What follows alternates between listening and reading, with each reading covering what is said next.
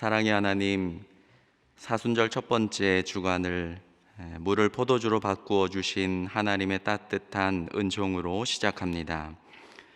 우리들은 나름대로 최선을 다하며 위대하고 멋진 성공과 잔치를 벌이기 위해 살아왔습니다.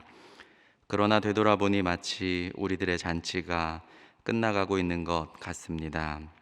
포도주가 바닥난 혼인잔치의 그 신랑과 신부와도 같습니다. 하지만 바로 그 순간 주께서 환한 빛처럼 다가오셨고 바닥난 포도주를 영원한 생명의 음료로 바꾸어 주셨습니다. 비록 우리의 연약한 본성이 그 귀한 은총을 잊을 수는 있어도 결코 그 은혜가 우리 안에서 떠나는 것이 아님을 바라봅니다. 그러므로 이번 사순절에 다시 우리 영혼으로부터 기쁨의 샘물이 터질 것을 기대합니다. 그리고 축복의 새 포도주를 이웃들에게 흘려보내고 싶습니다. 오 하나님, 대한민국과 전 세계가 산불과 전쟁과 전염병 등으로 온통 혼돈에 처해 있습니다. 하나님의 나라는 언제 온 땅에 더욱 힘있게 임하는 것인지요? 인간의 탐욕과 죄악이 모든 어두운 면들의 근원이오니 주님, 저희들을 불쌍히 여겨 주옵소서. 울진 삼척 강릉동의 영월에 이르기까지 동시다발적 산불을 인간의 힘으로 제압하기에 너무 힘이 듭니다. 하나님 도와주옵소서. 아름다운 강산과 그 속에서 살아가는 수많은 동식물과 무엇보다 주님의 형상으로 지으신 사람 한 생명 한 생명을 지켜주옵소서. 이제문들에게 따뜻한 보금자리와 필요한 도움의 손길들이 신속하게 이어지게 하시고 다시 일어설 힘과 용기를 얻게 하옵소서. 온 세상의 평화를 위해 기도합니다. 러시아의 무력 도발을 멈추어 주옵소서. 국가 간의 갈등을 부추겨 전쟁의 확산과 새로운 냉전의 시대를 도모하려는 시도들이 그치게 하옵소서. 전쟁으로부터 어린이, 여성, 노인, 젊은 군인들의 무고한 생명을 보호해 주옵소서. 러시아와 우크라이나에 복음이 온전히 세워지게 하옵소서. 정교회의 교회들이 그리스도의 평화의 목소리를 외칠 수 있는 힘을 주옵소서. 우크라이나 현지에 파송된 20여 가정의 한인 선교사들과 전 세계로부터 파송된 선교사님들을 지켜주옵소서. 부르심에 따라 현지에 남은 이들도 있습니다. 자녀들로 인하여 제3국에 피난해야 할 분들도 있습니다. 그들의 안전한 거처와 사역들을 돌보아 주옵소서. 오 주님, 유럽 땅의 선교를 위해 기도하오니 경제적인 부요함과 합리주의, 교만함 등으로 하나님을 잃어버린 그 땅을 다시금 불쌍히 여겨 주옵소서. 20대 대선을 앞두고 있습니다. 대통령 선거가 공정하게 치러지게 하시고 이후 구성될 새로운 내각과 인사가 참되고 합당하게 이루어지게 하옵소서. 선거 이후 이 민족이 분열되지 않게 하옵소서. 한 마음으로 하나님을 경외하며 약한 이들을 돌보고 사랑과 공의를 세우며 나라를 부강하게 하며 세계 평화에 이바지하며 그리스도의 뜻을 실현하는 나라로 만들어가게 하옵소서. 저 북녘 땅의 지하교회 성도들을 지켜주옵소서. 핵무기와 미사일로 전쟁을 연습하는 악한 김정은 3대 우상화 세습 정권이 무너지고 자유와 평화의 정부가 세워지게 하옵소서. 전 세계로 탈출한 탈북민들을 지켜주시고 복음을 듣고 믿어 통일의 씨앗으로 사용되게 하옵소서. 우리나라로 보내신 세터민들을 교회가 정성껏 돌보고 복음으로 양육하게 하옵소서. 오 주님, 한라산의 소나무와 백두산의 소나무로 십자가를 만들어 주님의 역사를 함께 찬양하며 예배하는 날이 속히 오게 하옵소서. 소망교회를 위해 기도합니다. 복음의 생명으로 세상을 아름답게 하는 성령의 교회가 되고자 합니다. 성령의 충만한 능력을 김경진 담임 목사님께 부어주시며 말씀이 선포될 때마다 좌우의 날선 검 같은 예리함과 상처를 치유하는 사랑의 권능이 있게 하옵소서. 1부 베다니 찬양대, 2부 호산나 찬양대, 3부 시온 찬양대, 4부 할렐루야 찬양대, 5부 에베네셀 찬양대를 축복합니다. 코로나로 인해 교회 문을 열고 들어오는 지치고 힘든 영혼들에게 지난 2년간 매주 천상의 멜로디의 찬양으로 삶의 용기와 소망을 선물했습니다. 그 찬양들로 저희들은 참 위로를 누리고 평안을 경험했습니다. 오 주님, 모든 대원들에게 건강을 허락하시고 가정과 자녀들 일터마다 하나님의 놀라운 공급하심이 끊어지지 않도록 복을 내려 주옵소서. 질병의 치유를 위하여 기도합니다. 이 새벽마다 이 시간 병든 곳에 손을 얹고 예수님의 이름을 부릅니다. 창조주 하나님의 능력이 지금 성령님을 통해 아픈 곳에 흐릅니다. 나음을 입게 하옵소서. 그로 인해 하나님의 권능을 찬양하며 믿음이 배가 되는 은총을 얻게 하옵소서. 믿음의 간구로 함께 병낫기를 기도하는 가족, 성도들의 연합의 마음을 보시고 치료가 더욱 급속히 일어나게 하옵소서. 이제 하나님의 말씀을 듣기 원합니다. 세상의 원리가 아니라 말씀이 창조하는 대안적인 질서와 법칙을 발견할 때 우리로 하여금 믿음의 담대함을 허락하셔서 그 세계 속으로 묵묵히 발을 디뎌 살아가게 인도하옵소서. 그래서 주님의 영광이 나타나고 증거할 수 있게 하옵소서. 예수님의 이름으로 기도드립니다. 아멘. 이 시간 주시는 주님의 말씀은 잠언 20장 1절에서 15절의 말씀입니다. 잠언 20장 1절에서 15절의 말씀을 함께 교독하시겠습니다. 포도주는 거만하게 하는 것이요 독주는 떠들게 하는 것이라. 이에 미혹되는 자마다 지혜가 없느니라. 왕의 진노는 사자의 부르짖음 같으니 그를 노하게 하는 것은 자기의 생명을 해하는 것이니라.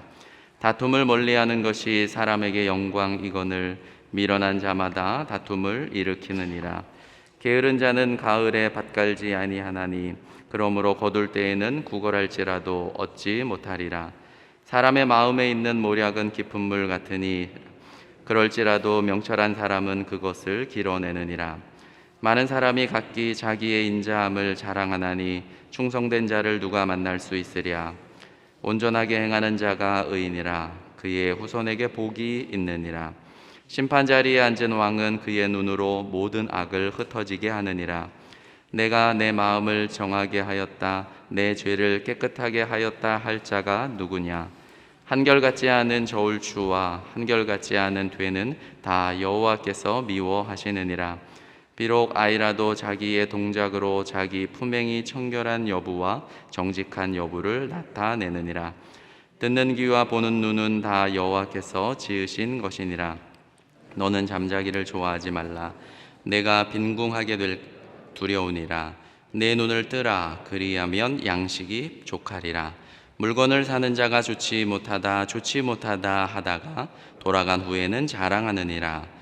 세상에 금도 있고 진주도 많거니와 지혜로운 입술이 더욱 귀한 보배니라. 아멘. 오늘 말씀에는 유유상종이라는 격언처럼 이렇게 서로 같은 유형의 것들이 얽히는 모습들을 보게 됩니다. 1절에서 4절은 수리, 분노, 또 다툼, 게으름과 서로 얽히게 마련이라고 가르칩니다. 그에 반해 5절에서부터 7절은 좋은 것들끼리의 연결입니다. 모략이 충성과 또 완전함과 잘 맞습니다. 솔로몬은 술 마심의 패단을 잘 알았습니다. 우리 1절을 읽어봅니다.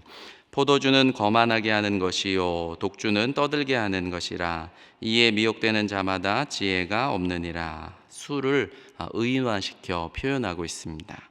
그래서 포도주는 거만한 사람이요 독주는 조롱하는 사람이라. 그러니까 술에 취한 사람을 여러분 보시지 않았습니까? 자기도 취에 빠져서 타인을 무시하고 쉽게 비웃습니다. 알코올 도수가 높은 술, 독주를 말하는데 독한 술에 취한 사람은 시끄럽게 떠드는 사람이라. 아무나 조롱하고 또 멸시하며 떠들어댑니다. 그러다가 선을 넘기도 하죠. 저 하늘에 신이 있느냐 하면서 하나님을 조롱하기까지 하는 것이죠. 술에 대한 종합적인 잠언의 판단과 시각이 이어집니다. 그래서 1절 마지막에 보니까 이에 미혹되는 자마다 지혜가 없다. 원어로 보면 그것 때문에 이게 비틀거리는 모든 자는 지혜롭지 못합니다. 여러분들은 술에 대해서 어떤 생각을 갖고 계십니까? 그 라틴어 격언 중에 많은 사람이 칼에 쓰러져도 술 취함이 많은 사람을 망하게 하느니라. 그러니까 독일인들도 말합니다. 바다보다 술잔에 빠진 사람이 더 많다. 성경에 노아나 롯, 또 나답 아비후 같은 사람들은 술로 인해 실수와 죄를 범하였습니다. 술을 가까이 하면 자연스레 경건한 삶, 또 여호와를 경외하는 삶에서 멀어지게 마련입니다. 내 몸에 채울 것이 있다면 바로 성령님이면 좋겠습니다. 에베소서 5장 18절 말씀처럼 술 취하지 말라. 이는 방탕한 것이니 오직 성령으로 충만함을 받으라. 술을 내 몸에 채워 술이 내 몸의 주인이 되겠습니까? 아니면 성령님을 내 몸에 채우시고 성령님께서 내 삶의 주인이 되시겠습니까? 그리스도인들에게 사명이 있다면 절제라는 것이 생기게 마련입니다. 세상에 비치며 소금인데 술을 타면 어떻게 될까요? 빛이 되고자 할 때에는 명확해질 필요가 있습니다. 맑아야 합니다. 전도를 하셔야 하는데 술을 먹으면 영향력이 다 사라지고 없습니다. 백범 김구 선생님께서 하루에 식사를 술은 아니지만 하루에 끼니를 7끼 드셨다 하죠. 건강해야 사명을 감당하기 위해서였다 합니다. 성경의 나실인들, 하나님께 좀 더 특별히 다가가기 위해서 특별히 서원을 했던 사람들입니다.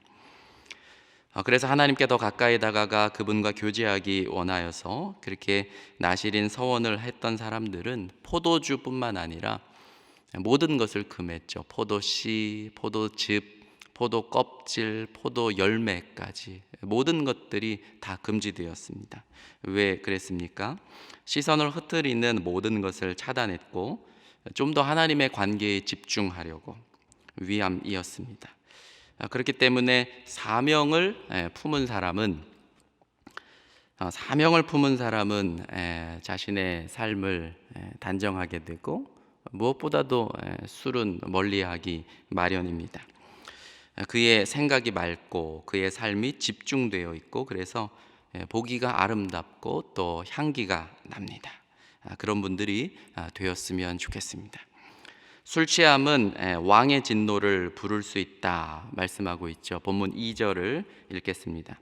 왕의 진노는 사자의 부르짖음 같으니 그를 노하게 하는 것은 자기의 생명을 해하는 것이니라.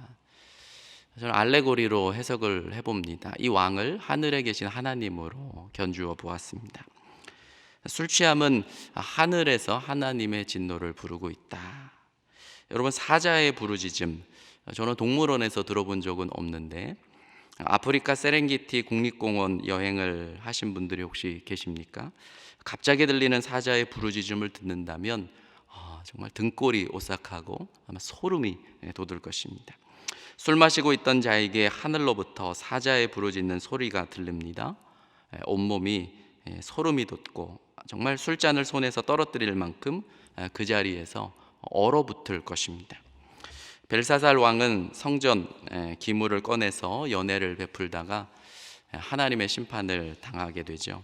가장 극적인 장면은 사람의 손모양이 나타나 그 벨사살 왕의 머리 위에 그 하얀 회벽에 글씨를 쓰기 시작했던 바로 그때였습니다.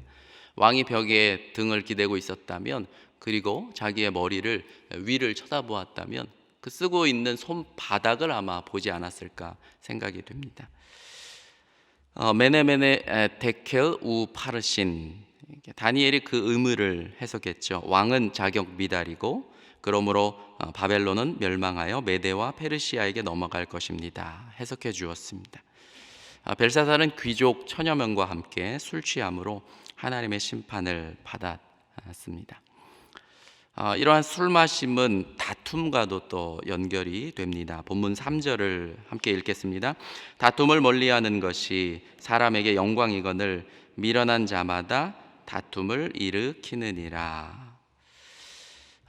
술을 취하게 되면 감정을 다스릴 자제력을 놓게 하고 다툼에 스스로 뛰어들게 합니다. 또한 술 취함은 게으름과도 연결되게 마련이다. 성경은 말하죠. 4절도 읽습니다. 게으른 자는 가을에 밭갈지 아니하나니 그러므로 거둘 때에는 구걸할지라도 얻지 못하리라. 가을로 번역된 히브리어 호레프는 사실 겨울이라는 단어입니다. 겨울 또는 쌀쌀한이라는 낱말입니다. 영미권의 문화에 맞춰서 성경이 번역된 것으로 보입니다. 이스라엘은 6개월간의 메마른 기간이 끝나고 10월이나 11월이 되면 우기가 시작되고 첫비, 이른 비가 내립니다. 그때는 그래도 조금 쌀쌀한 편입니다. 그러나 그러한 겨우내 우기철을 한국이나 그런 그 내륙에 있는 강추위 영하권으로 생각해서는 안 될 것입니다. 그렇더라도 조금 쌀쌀하지만 밭에 나가서 이제 첫 비가 내리고 그리고 초목이 올라오고 그러면 이제 그때 씨를 뿌려야 하는 것이죠. 그러면 이듬해 3월이나 4월쯤이 되면 좋은 결실을 얻게 됩니다. 또 일하다 보면 땀이 나고 또 추위도 사라집니다. 그렇게 보리를 거두고 또 밀을 수확한 열매가 생기게 되면 그때 맞춰 유월절 또 초실절 그때 그 빵을 만들어서 성전의 예물로 또 예배로 올릴 수 있게 됩니다. 그런데 자그마한 쌀쌀함 때문에 밭을 갈지 않겠다. 이것은 참으로 게으른 자에 대한 적절한 말입니다. 스페인 속담에도 언젠가는 이라는 거리를 걷다 보면 결국 아무것도 없는 이라는 집에 도착할 것입니다. 이런 격언이 있다고 합니다. 오늘 말씀도 보면 그런 게으른 자가 나중에 타인들에게 빌부터 식량을 좀 얻어보겠다 그러면 아무것도 없으리라 그렇게 격언하고 있죠. 구제는 유대인들의 의무라고 할지라도 게으른 자에게까지 은혜가 흐르지 않는 것을 보게 됩니다. 자, 이제 5절에서부터 7절은 좋은 것들의 연결입니다. 저는 이런 사람들이 저와 여러분이 되고 또 이런 좋은 사람들과의 만남을 희망하면 하나님께서 그렇게 인도하시리라 믿습니다. 5절을 보시면 저는 좀 긍정적으로 해석하고자 합니다. 사람의 마음속의 계획은 깊은 물과 같습니다. 그리고 이해력이 있는 사람이야말로 그것을 이렇게 끄집어냅니다. 이렇게 옮겨볼 수 있어요. 이해력이 있는 사람, 상담가, 조언가, 히브리어 애자 이렇게 옮겨볼 수 있습니다. 열 길 물속은 알아도 한 길 사람 속은 모른다. 그게 마련인데 어떤 사람들은 이런 분들이 있어요. 참 저런 분하고 이야기를 하다 보면 처음에 얘기할 마음이 없었는데 제 속 얘기가 이렇게 다 끄집어지는 이런 은사를 갖고 계신 분들이 있어요. 상담을 참 잘하시고 그런 하나님의 은사를 그런 분들에게 주신 분들이 있죠. 사랑의 은사죠. 정말 그런 사람이 이 시대에 필요하지 않을까 싶습니다. 저도 그런 은사를 하나님이 주시기를 날마다 기도합니다. 본문 6절 보시면 사람들은 사실 사람 대부분은 자기의 햇새들을 외치겠지만 누가 충성된 사람을 찾을 수 있으랴 그렇게 옮겨볼 수 있습니다. 바리새인들처럼 서로 경쟁이라 하듯 자기가 인자하다고 떠들어대지만 실제로 진실된 이는 소수이고 또 그들은 숨어 있다는 뜻이 아니겠습니까? 다윗 곁에는 사실 그런 사람들이 있었어요. 참 은혜죠. 다윗이 고향 베들레헴 성문 곁에 있는 우물물을 한때 마시고 싶었습니다. 그의 마음속에 깊은 계획을 이해했던 세 용사가 있었죠. 블레셋의 적군을 뚫고 들어가서 그 베들레헴의 우물물을 떠서 다윗에게 갖다 주었습니다. 다윗이 너무 놀랐고 마실 수가 없어 하나님께 부어드립니다. 그리고 내가 2번 다시는 그런 일을 하지 않겠다 하나님 앞에서 기도합니다. 나라를 세우려면 사실 뛰어난 인재, 외국에서 공부한 학위자들로 나라를 세워도 탐탁지 못할 것인데 사실 다윗 곁에 있던 사람들은 비굴한 자, 비통한 자, 원통한 자, 쫓긴 자, 열등한 자들이 400여 명이었습니다. 그런데 그 인재들로 그 사람들로 나라를 세운 사람이 다윗입니다. 그렇게 그들은 십수년의 고난, 그 고난이 그들을 진실되게 했고 또 하나로 만들었고 충성되게 바꾸어 놓았습니다. 예수님의 12제자들도 처음에는 욕망과 높아짐으로 모여 있었지만 성령을 받고 나니까 충성이 가능했습니다. 그래서 그들 모두 순교로 향할 수 있었습니다. 충성에 대해서 생각해 봅니다. 주께서 우리에게 구하는 것은 충성일 텐데 최춘선이라는 분의 말이 문득 떠올랐습니다. 충성은 열매 가운데 하나요. 충성은 열매 가운데 하나구나. 내게 충성이 있는가? 그렇죠? 충성의 열매를 맺게 하옵소서. 그러려면 성령의 능력이 얼마나 필요한지 모릅니다. 7절 본문도 보면 완전함 안에서 걷는 자가 의인입니다. 복이 있도다 그의 후손들이여. 하나님 가운데 하나님 앞에 완전하게 살아가려고 다짐을 하면 반드시 하나님께서 여러분들의 자녀들을 축복하실 것입니다. 완전함 안에서 걷는 자가 의인이요 복이 있도다 그의 후손들이요.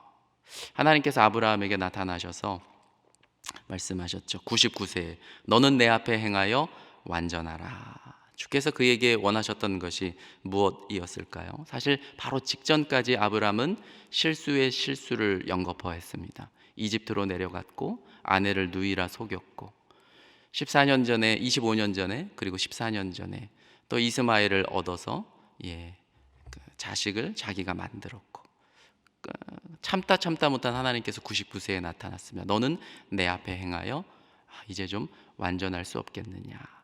그때부터 아브라함은 변했습니다.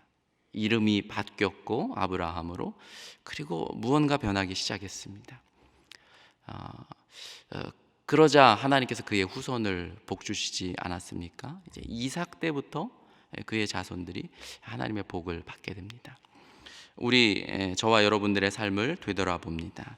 하나님의 약속에 혼선을 일으키지만 않는다면, 어지럽히지 않고 잠잠히 신뢰하며 살아간다면 복되도다 그의 자손들이여. 여러분, 이어지는 8절에서부터 12절도 한 묶음으로 묶어볼 수 있겠습니다. 8절과 9절을 한번 읽어보겠습니다. 심판자리에 앉은 왕은 그의 눈으로 모든 악을 흩어지게 하느니라. 내가 내 마음을 정하게 하였다. 내 죄를 깨끗하게 하였다 할 자가 누구냐? 분별력이 있는 왕이라면 의로운 통치를 구현해야 되겠죠. 그런데 인간의 마음속에는 누가 깨끗한 자가 있느냐? 다 죄성이 가득한 거예요. 만물보다 거짓되고 심히 부패한 것은 사람의 마음이라 누가 능히 이를 알리요. 왕이 정기적으로 해야 할 일이 있다고 한다면 이 시장 조사를 잘 해가지고 정확한 거래 추를 이걸 늘 되돌아보아야 하는 것이죠. 그래서 10절은 이렇게 말씀하고 있어요. 한결같지 않은 저울추와 한결같지 않은 되는 다 여호와께서 미워하시느니라. 히브리 원문으로는 에벤 바 에벤, 에파 바 에파, 돌과 돌, 에바와 에바 이렇게 직역할 수 있습니다. 늘 두 개가 문제입니다. 두 개. 공식적인 것과 비공식적인 것.